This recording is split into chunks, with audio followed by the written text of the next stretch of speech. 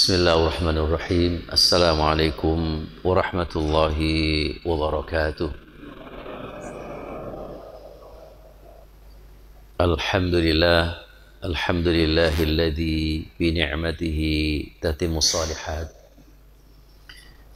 wa bi fadlihi tatanazzalul khairatu wal barakat wa bi taufiqihi tatahaqqaqu al maqasid wal ghayat. Allahumma salli wa sallim ala hadzal nabiyil karim wa ala alihi wa sahbihi ajma'in, amma ba'd. Hadirin jamaah salat subuh yang berbahagia yang dimuliakan Allah Subhanahu wa taala. Alhamdulillah, pada subuh pagi hari ini kita dimudahkan Allah dalam mengawali hidup kita dengan melaksanakan sholat subuh berjamaah, dan kita lanjutkan kajian Sirah Nabawiyah. Semoga amal baik ini dikabul oleh Allah Subhanahu wa taala, tercatat sebagai amal yang memberatkan timbangan baik kita di hari kiamat, serta menjadi syafaat kita di yaumul hisab. Amin amin ya rabbal alamin. Salat dan salam tidak lupa sama-sama kita sampaikan, kita haturkan kepada Nabi Agung, guru besar kita, Nabi besar Muhammad sallallahu alaihi wasallam, dan seluruh sahabat, kerabat serta pengikut setianya hingga akhir zaman. Bapak Ibu sekalian, pagi hari ini kita akan menuntaskan peristiwa perjanjian Hudaybiyah. Ada beberapa ayat Al-Quran yang memiliki kaitan secara langsung. Silahkan dipersiapkan yang membawa Al-Quran atau yang ada aplikasi Al-Quran, dibuka di surat Al-Fatih. Surat Al-Fatih itu surat yang jadi juznya juz 26, ayatnya di surat Al-Fatih. Yang pertama itu nanti ada dua ayat yang sangat relevan. Yang pertama di ayat yang laqad radiyallahu 'anil mu'minin sampai selesai, yaitu di ayat 18, dan yang kedua di ayat 24. Ini dua ayat yang sangat relevan. Saya ingin mereview atau mengulang sedikit tentang peristiwa perjanjian Hudaybiyah. Perjanjian Hudaybiyah sebagaimana sudah saya sampaikan itu terjadi pada tahun ke-6 Hijriah, di mana Rasulullah Shallallahu alaihi wasallam telah diberi mimpi oleh Allah bahwa dirinya akan umrah bersama para sahabat, dan para sahabat-sahabat itu pun selesai sampai mereka tahallul. Karena itu Nabi bersama sahabat yang sudah rindu ingin mendatangi kota Makkah, maka mereka segera bergegas. Sehingga peristiwa perjalanan beliau bersama sahabat yang menuju Makkah itu tidak mempersiapkan diri dengan persenjataan lengkap, namun cukup hanya membawa senjata bawaan. Orang Arab itu tradisinya kalau keluar rumah itu pasti bawa senjata bawaan. Senjata bawaan itu pedang. Tapi kalau perang lain lagi, bukan sekedar pedang. Itu namanya senjata bawaan. Nah, namun sesampai berita itu kepada orang-orang Quraisy bahwa Muhammad bersama rombongan besar dari Madinah menuju ke Makkah, maka orang-orang Quraisy ini merasa ketakutan. Sebenarnya secara inti ketakutan. Tetapi supaya mukanya itu tidak hilang, maka dia mencoba berusaha bagaimana rombongan Nabi itu dicegat. Dicegat dan kemudian sampai di satu kawasan namanya Hudaybiyah. Desa Hudaybiyah. Kalau Bapak Ibu yang pergi umroh itu pasti akan melewati itu. Sampai di Hudaybiyah itu kemudian akhirnya Rasulullah dicegat dengan segala macam cara untuk kemudian mereka Nabi itu tidak sampai di sana. Nah, peristiwa yang lalu atau kajian yang lalu sudah saya sampaikan sampai disitulah. Nah, pada hari ini kemudian kami akan teruskan, nanti ada beberapa poin penting. Saya akan sampaikan tentang fakta sejarahnya dulu, lalu kaitannya dengan beberapa ayat asbabun nuzul, dan kemudian nanti kita akan analisis bagaimana yang terjadi.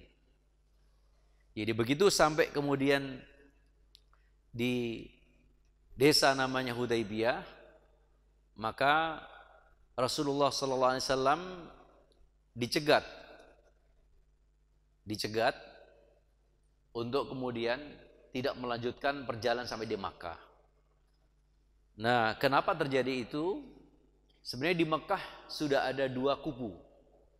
Kubu-kubu senior itu pengennya damai. Kenapa damai? Karena sejak perang pertama itu perang Badar, kalah total. Yang kedua, padahal Mekah sudah menyiapkan secara maksimal. Dan Rasulullah bersama sahabat tidak ada persiapan maksimal. Lalu kemudian yang kedua, perang Uhud. Perang Uhud tujuannya untuk membunuh Nabi, gagal juga walaupun banyak korban. Lalu berikutnya mitra-mitra orang Mekah yang ada di Madinah, yaitu orang-orang Yahudi, baik Yahudi Bani Qainuqa maupun Yahudi Bani Nadir, kedua-duanya itu mereka sudah terusir dari Madinah karena mereka menyalahi, melanggar terhadap perjanjian yang telah mereka tanda tangani sendiri, dan bukan sekali, berkali-kali, sehingga Rasulullah mengusir kaum Yahudi baik itu dari Bani Qainuqa maupun Bani Nadir. Setelah itu kemudian disusul oleh adanya sebuah peperangan yang sangat besar, karena orang Yahudi ketika diusir mereka sakit hati. Mereka bergabung secara terang-terangan dengan orang-orang Quraisy Makkah dan seluruh kawasan yang menjadi mitra mereka. Di samping itu, di dalam kota Madinah masih ada dedengkot utama munafik, Abdullah bin Ubay bin Salul. Jadi orang Yahudi ini adalah kelompok munafik yang sudah keluar dari kota Madinah, diusir Nabi. Ini bergabung dengan Makkah. Dan masih di dalam kota Madinah ada yang namanya Abdullah bin Salul, kelompok Arab yang kemudian dia juga munafik, bergabung mereka. Semua ingin mengepung Rasulullah dengan bentuk peperangan yang namanya Perang Ahzab. Disebut Perang Ahzab karena bentuk jamak dari hizib. Hizib itu kelompok, Ahzab berarti berbagai kelompok. Berbagai kelompok nyatu untuk ingin menikam, membunuh, menghabisi Rasulullah. Dan itu persis peristiwa hari ini yang terjadi di Gaza. Nanti urainya belakangan. Setelah itu barulah kemudian tahun ke-6 Rasulullah datang. Jadi Rasulullah datang bersama, mohon maaf, dalam Perang Ahzab seluruh kekuatan sudah dikerahkan, kira-kira 110 atau 100% kekuatan orang musyrik, kekuatan orang munafik, kekuatan orang-orang Arab yang benci Nabi, itu semua sudah ditumpah ruahkan, tapi tetap juga kalah. Ini yang membuat minder. Makanya begitu Nabi datang untuk umroh, wah ini jangan-jangan Muhammad mau menghabisi kita. Sampai akhirnya di Mekah terjadi dua kubu. Kubu tua, kubu senior. Karena sudah mulai merasakan perangnya begitu luar biasa, gak pernah menang. mereka pengen islah, pengen damai. Sedangkan kubu anak-anak mudanya enggak, mereka pengen ya, mereka pengen tetap bagaimana tetap menghabisi Nabi. Makanya suatu malam ketika Nabi sampai di kawasan dekat Hudaybiyah situ, maka ini ada kurang lebih sekitar 70 orang anak pemuda dari Makkah.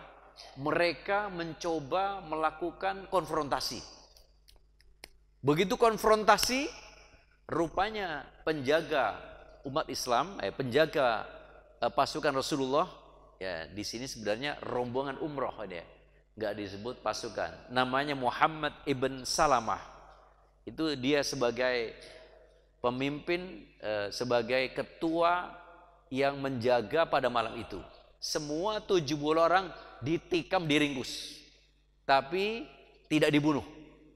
Laporkan Nabi Rasulullah, rupanya semalam ini ada 70 orang-orang muda, anak-anak muda dari Makkah. Mereka ingin menikam kita secara diam-diam dari belakang, tapi sudah kita selesaikan. Lalu Nabi mengatakan, tolong lepaskan saja supaya tidak menimbulkan situasi lebih panas. Jadi kehadiran Nabi itu membuat Makkah panas sekali. Akhirnya sejak itu maka orang-orang Makkah mengutus, dan sebelum ada utusan itu Rasulullah mengutus Sayyidina Utsman. Awalnya Rasulullah ingin mengutus Sayyidina Umar. Umar, bagaimana kalau kita utus sebagai representatif kita, mewakili kita, datangi para pembesar-pembesar Quraisy itu, kasih tahu kami datang bukan untuk perang, tapi kami datang itu adalah untuk melaksanakan ibadah, untuk melaksanakan umroh. Bapak Ibu perlu catat nih, sekafir-kafirnya orang kafir, sejahiliyahnya Quraisy Makkah itu, mereka berpegang teguh apabila ada orang datang ke Mekah untuk melaksanakan umroh atau haji, dari manapun sukunya, apapun keyakinannya, maka tidak boleh dilarang dan harus dihormati. Itu orang kafir. Itu orang kafir. Cuman kadang-kadang kita ini, Pak, Bu, halo Pak, syafakillah syifaan ajilah insyaallah. Semoga Allah memberikan kesembuhan segera. Nah, kita kadang-kadang ini ada orang-orang yang berbeda pandangan karena kebodohan, karena ketidaktahuan, dianggapnya kebiasaan yang dimiliki sudah benar 100%. Lalu ada orang memiliki sebuah pandangan sedikit berbeda, itu bisa membuat pertengkaran, menghalangi untuk tidak datang ke masjid, menghalangi untuk tidak datang ke tempat sholat dan seterusnya. Ini karena jahiliyah. Jahiliyahnya orang Arab, sejahiliyah mereka menghormati orang yang sedang melaksanakan ibadah, tidak menghalangi datang ke masjid. Beda dengan Israel, beda dengan Yahudi hari ini. Mereka orang sedang sholat di masjid saja ditembakin, dibantai, nggak peduli tua, nggak peduli muda, nggak peduli laki, apalagi nggak peduli perempuan, semua ditembakin. Jadi kalau ada hari ini, zaman hari ini, kalau ada orang yang suka menghalang-halangi orang pergi ke masjid, ke musola dengan cara menyebarkan isu-isu jelek, dengan cara misalnya memberikan intimidasi, dengan cara misalnya mengancam-mengancam, itu ternyata lebih Yahudi daripada Yahudi, lebih jahiliyah daripada jahiliyah. Karena memang banyak Yahudi pesek yang lebih daripada Yahudi gitu. Lanjut ya Bapak Ibu sekalian. Nah, sebelum kemudian kedatangan utusan Makkah, maka Sayyidina Utsman ya, Sayyidina Utsman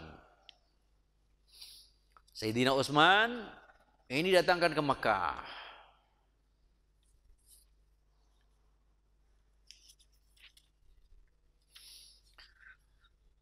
Jadi inilah yang tadi saya katakan, ayat yang ayat yang ke-24 dari surat Al-Fatah, surat yang ke-48.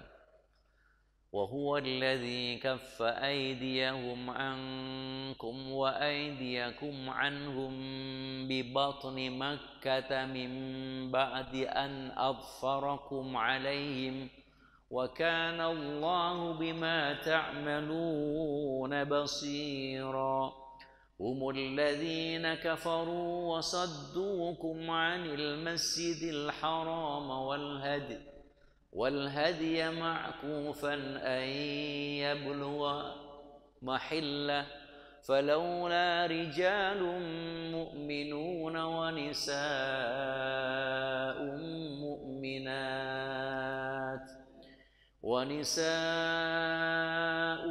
مؤمنات لم تعلموهم أن تطؤوهم فتصيبكم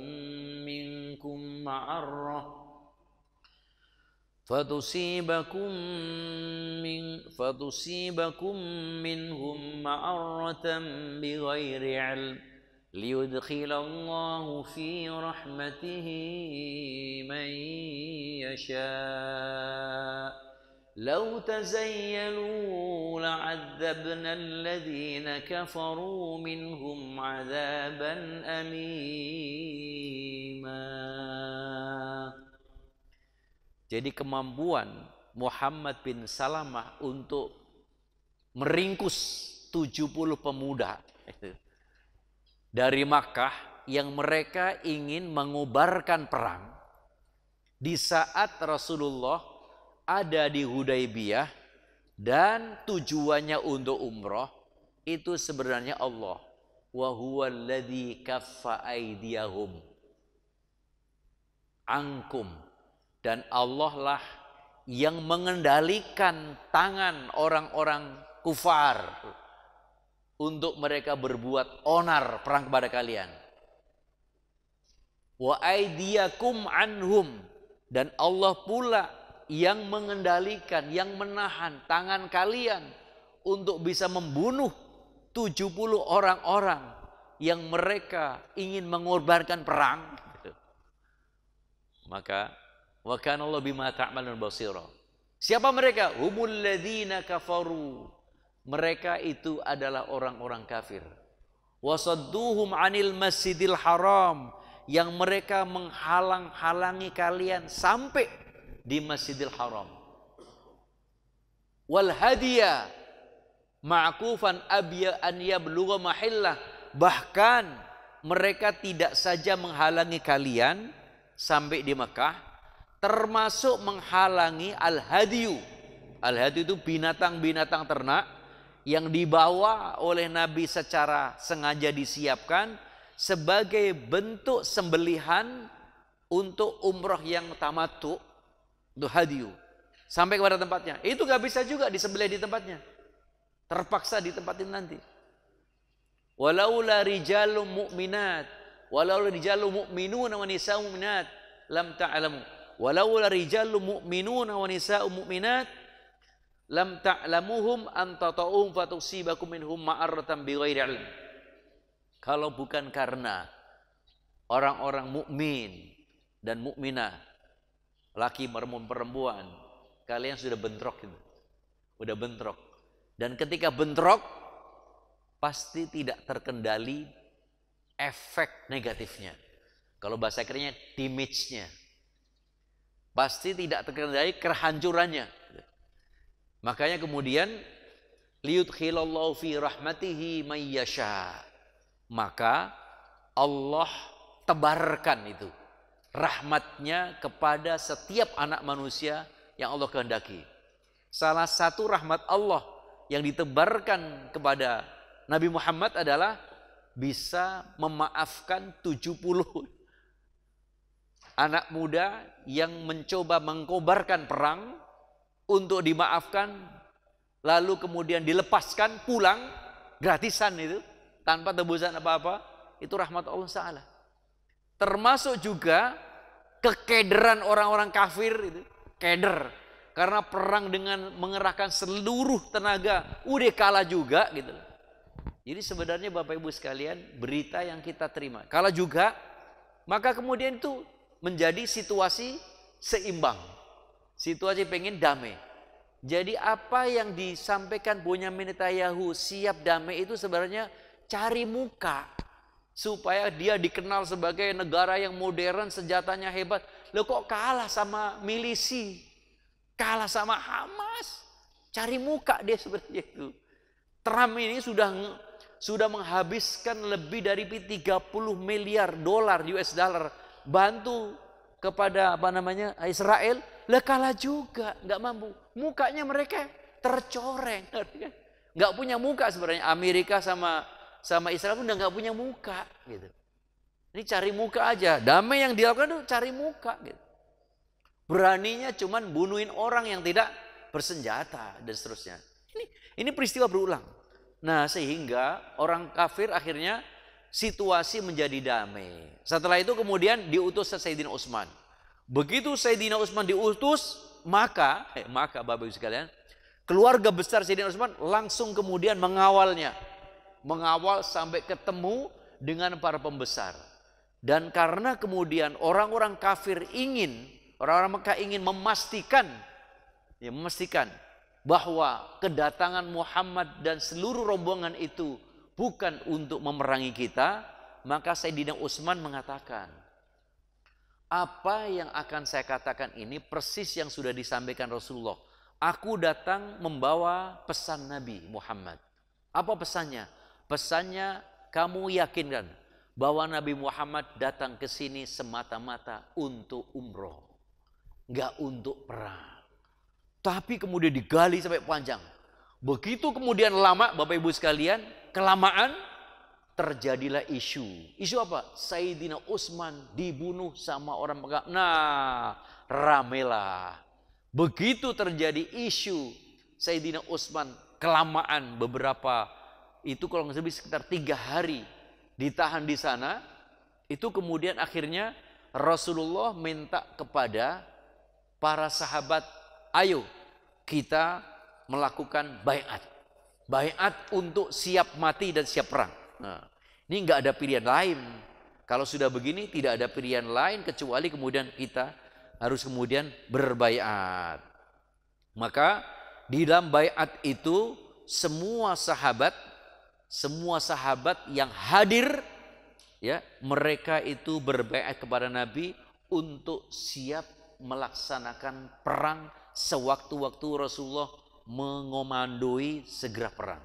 Dan yang pertama kali memegang tangan Nabi untuk berbaiat itu adalah Abu Sinan al-Asadi dan Salamah bin al-Aqwa. Jadi Salamah bin al-Aqwa dan Abu Sinan al-Asadi, Salamah al-Aqwa itu orang yang pertama kali. Bahkan kemudian Salamah al-Aqwa itu ketika mereka berbaiat itu kemudian berpegangan dengan pohon. Karena mereka beristilah di bawah pohon. Sehingga kemudian Rasulullah SAW memegang tangan mereka dan seluruhnya, ini baiat kami atas kematian Utsman, dan ini baiat kami untuk siap kemudian melaksanakan perang, tinggal menunggu komando Nabi. Seluruh baiat kecuali satu orang yang nggak mau baiat. Siapa? Gembong yang munafik. Catat baik-baik. Namanya itu adalah Jad bin Qais. Namanya Jad bin Qais. Itu satu orang yang kemudian tidak mau baiat. Itu jelas munafik.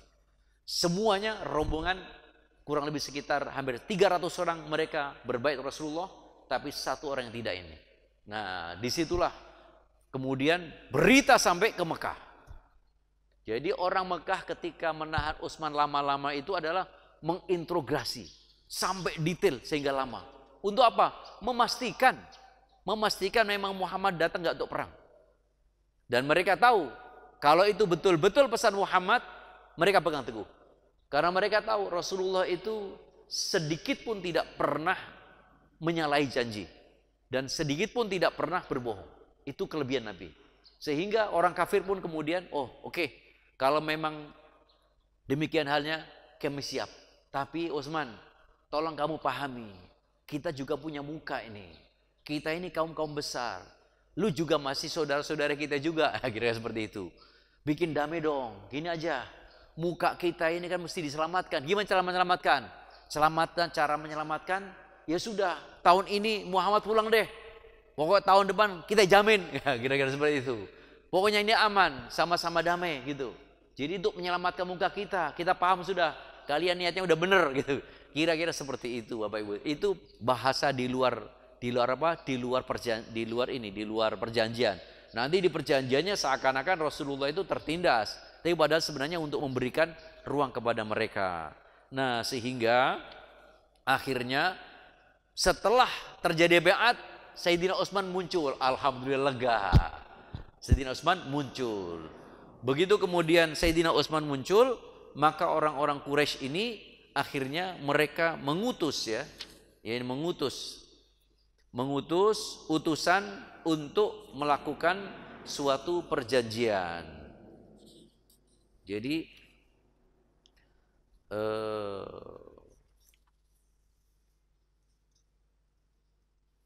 siapa yang diutus? Ya.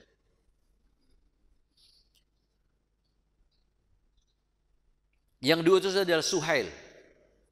Ya, diutus Suhail.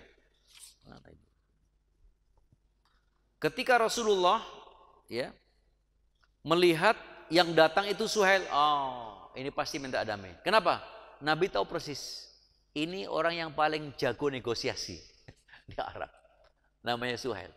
Tapi anehnya anaknya Abu Jandal bin Suhail itu sudah masuk Islam.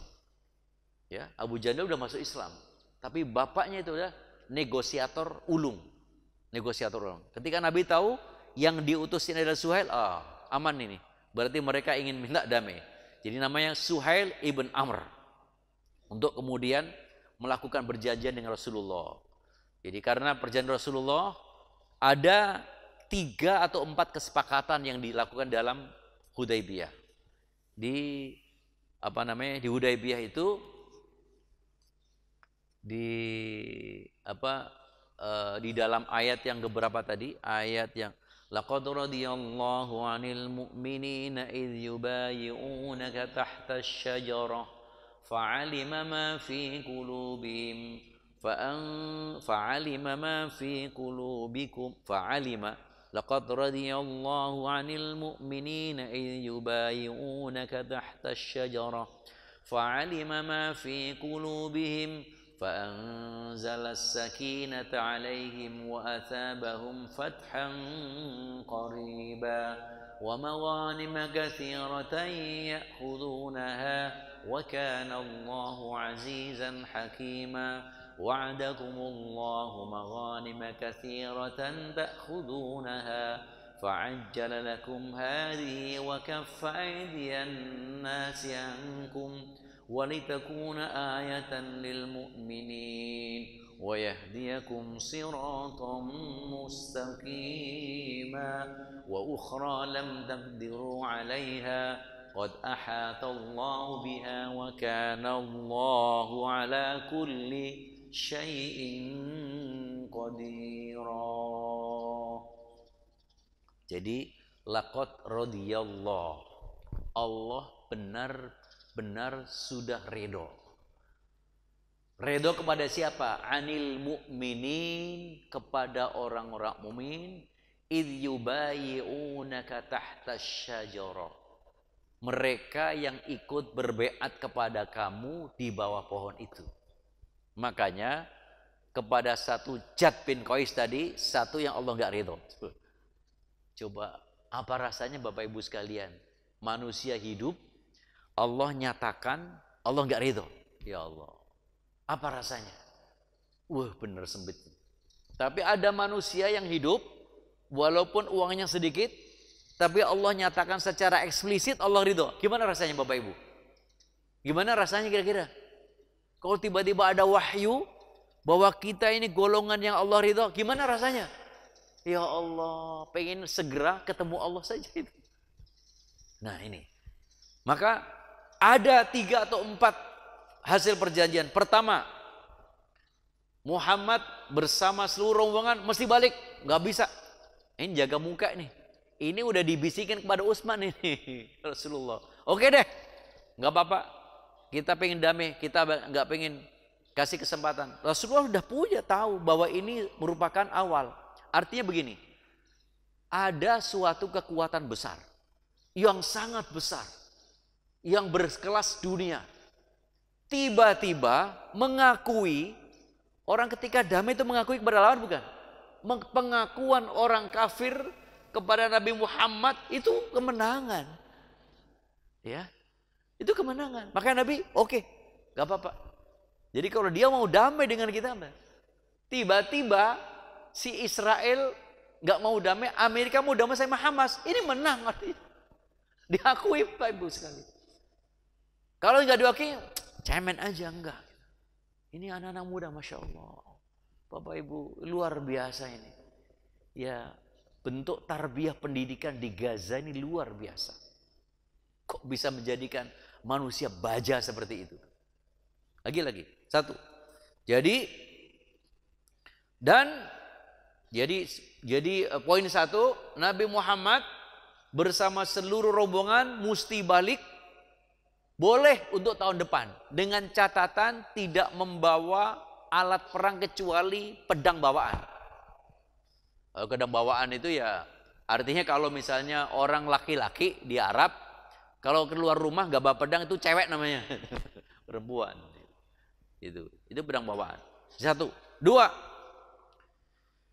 terjadi kesepakatan untuk tidak saling menyerang gencatan senjata selama 10 tahun. Nah, mantap ini. 10 tahun. Artinya apa? Rasulullah akan melakukan pola dakwah cara lain kepada selain Mekah. 10 tahun gak ada perang. Damai. Setuju. Yang ketiga dan empat jadi satu ini yang membuat apa namanya kekisruhan di kalangan Islam. Kalau ada yang masuk Islam atau orang yang sudah Islam yang ada di Mekah, mau ingin bergabung kepada Nabi, itu harus atas izin walinya. Kalau tidak atas izin walinya, meskipun sudah sampai di Madinah, harus dibalikkan ke Mekah. Tapi sebaliknya, kalau ada orang Quraisy, orang kafir yang ada di Madinah, lalu kemudian dia murtad menjadi kafir ingin balik ke Mekah, maka nggak perlu izin siapa-siapa. Ini namanya juga arogan gitu.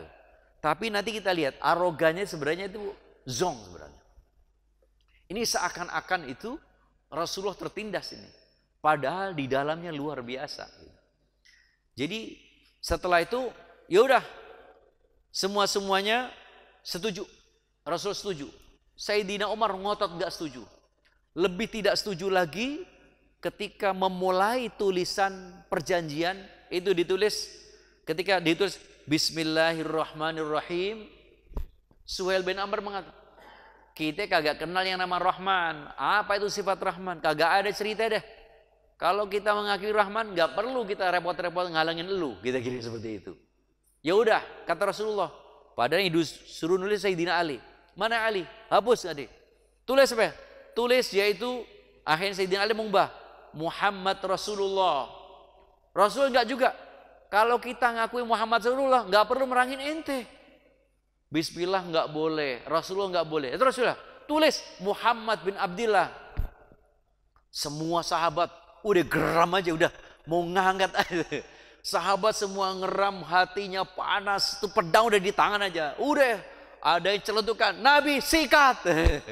Ini ada yang di belakang, sikat dari Rasulullah, sikat itu Suhail. Itu bocah, itu ada macam-macam itu. Oh sikat. Nabi sabar. Mana Ali? Mana yang tulisannya namanya Muhammad Rasulullah? Ini Rasulullah. Ah, Nabi menghapus sendiri.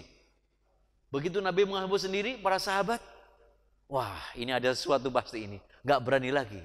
Sayyidina Umar ngendem aja udah. Ngendem aja Rasulullah. Sampai bisik Abu Bakar. Abu Bakar, tahu nggak? Kita ini di kebenaran. Ya bener lah. Rasul. Ngapain kita kemudian kasih hati sama orang kafir? Lu diem aja dulu, Mar. Duduk aja kan ngapain sih? Enggak, pokoknya gue nggak terima. Sama Abu Bakar husnul sama Rasulullah. Pasti ada sesuatu. Setelah itu kemudian sudah basmalah nggak ada, lalu orang Islam yang ada di Mekah nggak boleh gabung kepada kita, disiksain. Setelah itu tanda tangan Begitu tanda tangan, lalu kemudian Abu Jandal, anaknya Suhail, tangannya diikat datang, ya Rasulullah, tolong saya untuk bergabung dengan engkau. Saya sudah tidak ada tempat lagi ada di Makkah. Suhail bapaknya, Muhammad, ini pertama kali aku ingin menguji perjanjian. Ini menguji perjanjian. Nah, akhirnya kemudian Suhail, Abu Jandal, kamu bersabar ya. Tanda tangan sudah basah. Tanda tangan baru saja kita tanda tangani dan masih basah. Nggak mungkin saya melanggar. Allah pasti akan menemukan jalan untuk kamu. Ya Rasulullah, akhirnya bapaknya nampar, ditampar. Ini gara-gara beda agama, ditampar habis. Gaginya rampal. Kamu balik sana, kurang ajar, nggak punya sopan sama orang tua, macam-macam lah. Bapaknya ngomel. Jadi Suhail berhasil, bawa pulang. Begitu bawa pulang, akhirnya Rasulullah, ya Sayyidina Umar masih gak terima. Ngadu Abu Bakar, kagak didengar. Langsung ya Rasulullah, alasta anta Rasulullah, bukankah engkau seorang Rasul? Iya, kenapa? Alasta anta alal haqqi, bukankah engkau ada pada kebenaran? Iya, kebenaran. Falimadza ala hadidaniyah, kenapa kita dihinakan seperti ini, kau biarkan Rasulullah? Rasulullah diam saja. Rasulullah diam. Sampai akhirnya kemudian Rasulullah menunggu jawaban. Ya, nunggu jawaban, dan setelah itu turunlah surat Al-Fatah. A'udzu billahi minasy syaithanir rajim. Inna fatahna laka fatham mubina. ليغفر لك الله ما تقدم من ذنبك وما تأخر ويتم نعمته ويهديك صراطا مستقيما وينصرك الله نصرا عزيزا والذي أنزل السكينة في قلوب المؤمنين ليزدادوا إيمانا مع إيمانهم ولله جنود السماوات والأرض وكان الله عليما حكيما. Turunlah surah Al-Fatah. Inna fatahna laka fatham mubina. Jadi respon Allah Subhanahu wa taala perjanjian itu, sesungguhnya aku Allah telah berikan kepada kamu kemenangan besar. Al-Fatuh disebut kemenangan. Fatham mubina. Liyaghfir lakallahu ma taqaddam, dan Allah mengampuni seluruh dosa, seluruh kesalahan, seluruh cekcok, seluruh konflik, seluruh situasi panas yang ada di mana. Allah ampunkan. Liyaghfir laka ma taqaddama min dzambika wa ma ta'akhkhar. Bahkan termasuk dosa-dosa para sahabat yang akan datang. Allah, Bapak Ibu, ya Allah, Allah kasih jaminan ampunan yang sudah lalu dan yang akan datang. Kurangannya apa? Makanya sahabat itu pasti. Tapi Bapak Ibu sekalian, ini zaman Nabi. Jadi kalau orang berbuat baik, direspon baik. Kalau berbuat jahat, ada respon yang jelas. Sekarang nggak jelas Bapak Ibu sekalian. Kita berbuat baik juga nggak ada responnya. Berbuat jahat nggak ada responnya. Berarti iman zaman sekarang ini jauh lebih berat. Jauh lebih berat. Karena itu nanti di akhirat Rasulullah itu berbangga. Aku berbangga dengan umat-umatku. Ya, umat-umatku. Jadi Nabi mengatakan mereka adalah pengikutku, atba'i. Para sahabat, ya Rasulullah, kalau apakah kami itu bukan atba' engkau pengikut ya Rasulullah? Iya, kalian ashabi. Kalau kalian itu adalah sahabat-sahabatku. Tapi mereka yang beriman kepadaku tanpa ketemu dengan saya, tanpa melihat saya, tanpa melihat mukjizat, itu namanya atba'. Masya Allah. Semoga kita termasuk yang tercatat secara terpatri di sisi Rasul sebagai pengikutnya. Amin. Ya Allah, kenapa? Ini ada satu kisah sahabat. Ya, ya Rasulullah, mata sa'ah.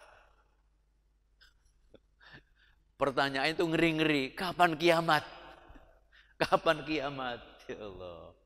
Tanya, madza a'adatta? Emang kalau tahu kapan kiamat, apa yang udah ente persiapkan? Wallahi, ma'adatu syai'an. Aku tidak menyiapkan apa-apa illa mahabbatilak, kecuali cintaku kepadamu.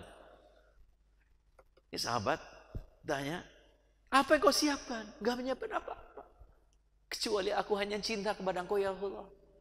Jadi saya pengen, pokoknya mau sekarang sampai kiamat, ingin dekat sama engkau, ingin selalu bersama engkau ya Rasulullah. Kenapa? Di sisi engkau itu damai, petunjuknya pasti, jelas. Maka kemudian akhirnya, anta ma'aman ahbabta. Kalau memang itu, kamu akan selalu bersama orang yang kau cintai. Masya Allah. Makanya mahabbatur Rasul itu adalah bagian dari iman, Bapak Ibu sekalian. Tidak sekedar menghormati. Jadi mahabbatur Rasul itu, cinta kepada Rasul itu tidak hanya sekedar persoalan biologis, tetapi itu bagian dari iman. Makanya sebenarnya akhirnya para ulama-ulama Nusantara dan juga ulama-ulama di kawasan Afrika Barat, Afrika Utara, dan sebagian Jazirah Arab masih Yaman, sampai mulai Yaman sampai kemudian ke Mesir, Jazair, itu mereka mengenal maulid gitu. Tapi kalau yang Jazirah Teluk sama sini nggak kenal maulid, tidak kenal maulid. Nah, maulid itu sebenarnya intinya kan membangun cinta kepada Nabi. Memang sih banyak cara untuk membangun cinta itu. Banyak cara membangun cinta. Kalau cinta itu sudah melekat, maka tai kucing pun rasanya, ya enggak juga lah itu. Tapi maksudnya ibaratnya bahwa orang tuh ketika sudah mencintai, cinta yang paling tinggi itu Bapak Ibu, membutakan. Pokoknya ngikutin, enggak mau alasan apa. Itu buta. Makanya cinta itu buta. Kalau cinta itu buta, maka dia untuk mengikutinya tanpa reserve. Makanya indikasi seorang mencintai kepada seorang, ngikut. Indikasi mencintai kepada Nabi, ngikut. Qul in kuntum tuhibbunallah. Katakan, kalau kamu mengklaim cinta kepada Allah, fattabi'uni yuhibbukumullah wa yaghfir lakum dzunubakum. Maka ikuti aku, maka Allah akan mencintaimu dan mengampunimu. Masya Allah. Jadi terus gimana Ustaz kalau baca Rawi, baca Simtud Duror, baca Al-Barjanji, baca Maulidud Diba? Itu kalau Bapak Ibu, ini kalau mak-mak ini di kawasan Jakarta terutama, ini kan kerjaannya dua kalau saya perhatikan. Pengajiannya itu modelnya dua. Yang dibaca satu Yasin, yang kedua Maulid. Makanya Maulid biasanya kalau Simtudur di awal, inna fatahna laka fatham mubina liyaghfira lakallahu ma taqaddama min dhanbika wa ma ta'akhkhar wa yutimma ni'matahu 'alaika wa yahdiyaka siratan mustaqima. Ntar kalau berjanji, attirillahumma qabrahul karim bi arfin sadiyyin min salati wa taslim, Allahumma salli wa sallim wa barik alaihi. Itu yang dibaca. Itu sebenarnya sekelumit sejarah Nabi, sekelumit biografi Nabi yang kemudian ditulis dalam bentuk prosa, ditulis dalam bentuk puisi, dan ditulis dalam bentuk apa? Nasar. Simtud Duror itu ya ini semuanya adalah berlomba-lomba memuji Nabi, kira-kira seperti itu konteksnya. Nah, apakah cukup kita Tapi umumnya ibu-ibu atau bapak-bapak yang membaca ini nggak pernah mengkaji isinya. Sepertinya itu Quran. Padahal tidak demikian halnya. Itu tahu banyak seperti kajian tafsir, kajian sirah yang saya baca sekarang ini. Kalau kajian sirah saya baca ini referensinya Imam Al-Mubarakfuri yang sudah dirangkum dari berbagai macam buku sirah yang sangat luar biasa. Jadi, tapi kalau Barzanji itu cuplikan kecil-kecil saja. Nah, bagusnya ibu-ibu majelis taklim kalau baca-baca rawi itu, orang sini menamakan rawi. Tapi penulisnya ini namanya Imam Al-Barzanji itu Al-Barzanji. Penulisnya namanya Maulidud Diba. Lalu kemudian ada Simtud Duror. Simtud Duror itu adalah ditulis dari seorang ulama besar dari Yaman, ulama tarikat yang sangat dikenal di para habaib. Para habaib yang baca Simtud. Jadi baca Simtud Duror itu sampai khusyuk, lebih khusyuk daripada Quran. tapi tidak pernah diuraikan. Cuma hanya menjadi nyanyian indah. Nah, pertanyaannya, apakah itu satu-satunya cara untuk mencintai Nabi? Kita tidak menafikan bahwa itu salah satu cara untuk mencintai Nabi, tapi itu bukan satu-satunya. Karena kunci yang tertinggi adalah cinta itu nanti ada urutannya kayak Imam Al-Jauzi ada 8 tahap. Tahap paling tertinggi apa? Ngikut tanpa reserve. Kalau udah pasti itu Nabi, nah persoalannya bagaimana mengecek bahwa itu adalah benar datang Nabi. Itu penting. Karena banyak sekali para dai yang pengennya cuman didengar orang, ceritanya memukau, ceritanya supaya diingat, cerita ngarang. Itu banyak sekali. Yang disebut dengan hadis maudhu, dan banyak. Jadi yang terpenting pertama, cek dulu apakah betul itu adalah sabda Nabi atau tidak. Jangan sampai kita berpegang teguh ternyata itu sabda ustadz, sabda kiai. Beda ceritanya gitu. Nah, jadi kembali lagi.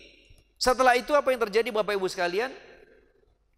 Jadi Sulh Hudaibiyah itu ada tiga pasal. Tapi pasal-pasalnya ternyata setelah turun surat ini, lalu disampaikan kepada Sayyidina Umar. Yang pertama kali, Sayyidina Umar mengatakan, ya Rasulullah, ahada fathun, apakah ini merupakan kemenangan ya Rasulullah? Qala na'am. Jadi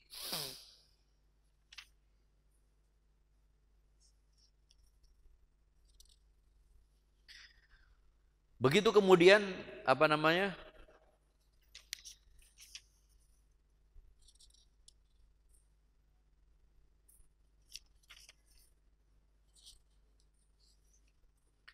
Setelah kemudian Sayyidina Umar setelah sampai di tanah Nabi ditanya kepada Rasulullah, beliau mengatakan kepada Rasulullah, jadi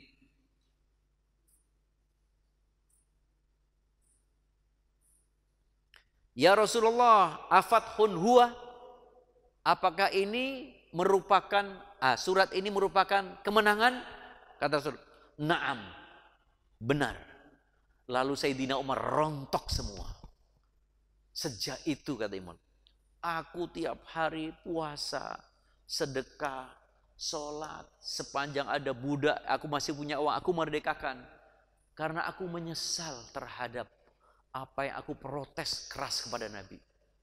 Ini Sayyidina Umar. Ini sepanjang hidupnya. Jadi itu dilakukan beliau sampai kemudian hatta rojautu an yakuna khairan, supaya aku mengharap bahwa apa yang aku desak kepada Nabi, yang aku protes itu semata-mata adalah keinginan baik.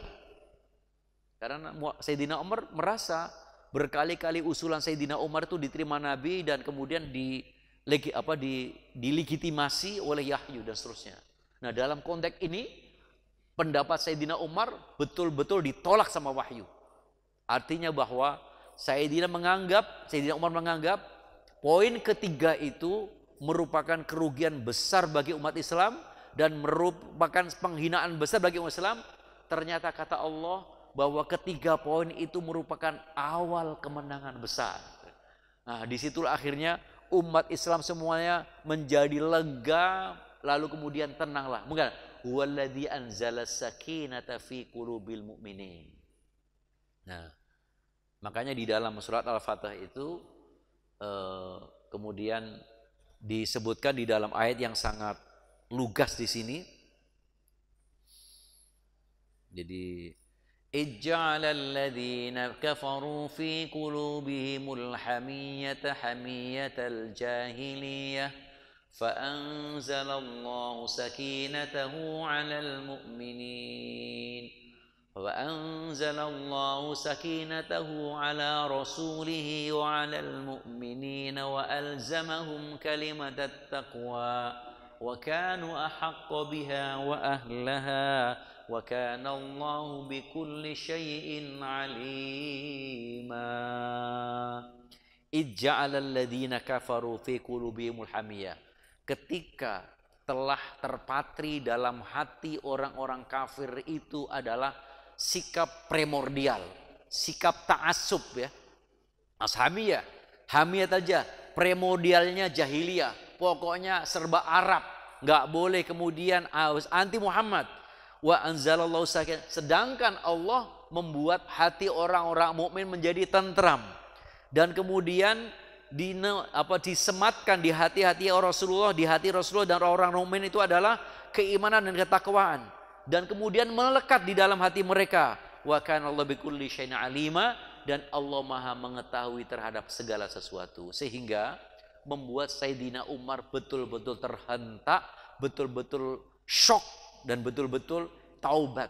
Taubatnya itu melaksanakan sholat sunat tiap hari, sedekah tiap hari, puasa tiap hari, memerdekakan tiap hari, dengan harapan supaya apa yang aku niatkan, kata-kataku yang begitu sangat tajam, begitu sangat tegas kepada Nabi, itu dianggap kebaikan dan diampuni oleh Allah Subhanahu wa Ta'ala, dan kemudian dinyatakan kebaikan itu, Masya Allah. Padahal niat Umar memang benar-benar baik. Nah, setelah itu kemudian Rasulullah mengatakan, nah sekarang kalian tahalul di tempatnya masing-masing, kita sembelih potong kita. Nggak ada yang berani Nabi. Akhirnya Nabi mencontohkan tahalul, membotak rambutnya, lalu semua sahabat ngikutin botak rambutnya. Tahalul robat. Rahimallahu al-muhallikin. Allah merahmati orang-orang yang menggunting rambutnya secara botak semua. Wal muhallikin, ada Rasulullah, kepala saya agak bermasalah. Saya kalau disampai botak malah kemudian sakit, kemudian saya tisakkan, enggak apa-apa. Wal muqassirin, dan yang memotong rambutnya. Nah, muqassirin ini diterjemahkan ulama-ulama fikih paling tidak ada beberapa. Tapi namanya kalau madzhab Ahmad enggak, itu namanya bukan muqassirin, itu namanya pelit. Mosok tahallul cuma 3 rambut ini. Jadi khawatir hilang gantengnya gitu kan. Padahal kemudian ketika dipotong lebih bagus lagi. Nah, disitulah akhirnya mulai para sahabat selesai, dan kemudian Rasulullah bersama para rombongan pulang ke Madinah. Insya Allah pertemuan yang akan datang ini bagaimana Rasulullah setelah mendapat pernyataan tertulis orang kafir itu tidak akan merangi Madinah selama 10 tahun, Nabi akan menggunakan cara dakwah baru dalam 10 tahun. Nah, untuk melihat dan mendengarkan serta mengkaji lebih jauh, jangan lupa ikuti dalam pengajian yang sama, gelombang yang sama.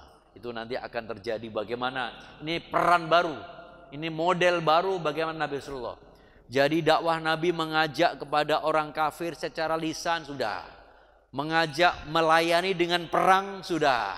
Nah, sekarang model apa lagi akan dilakukan Nabi ketika dalam kondisi damai. Demikian, kurang lebih maaf. Kalau ada kata-kata yang kurang berkenan, mohon dibukakan pintu maaf yang besar-besarnya. Aku qouli hadza wa astaghfirullakum wa salimul muslimin wastaghfiruhu innahu rahim. Dan kalau ada ibu bapak yang mau menyampaikan pertanyaan, falyatafadhal mashkura. Ada waktu 5 menit.